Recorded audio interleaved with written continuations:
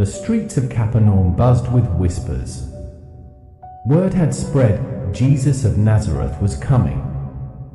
People rushed through narrow alleys, climbing rooftops, squeezing into every corner.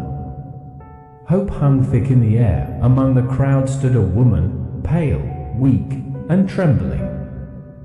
For 12 long years, she had suffered from an illness that drained both her body and spirit.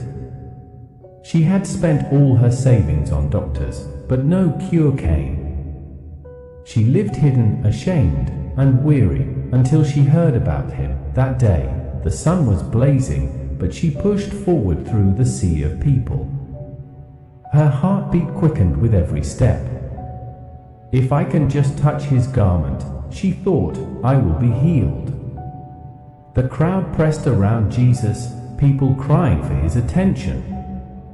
Yet he moved calmly, full of compassion.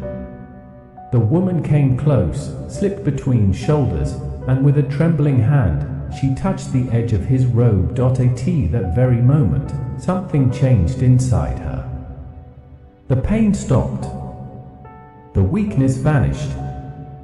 Peace flooded her heart. Jesus halted. The crowd froze. Who touched me? He asked. His disciples looked puzzled. Master, everyone is touching you. But Jesus knew. Power had gone forth from him. He turned, searching the faces until his eyes met hers.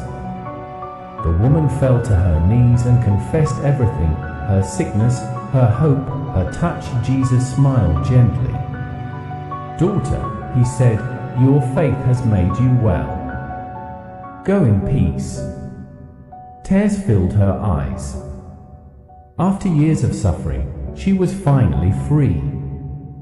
The crowd watched in silence, a moment engraved in eternity. Amen.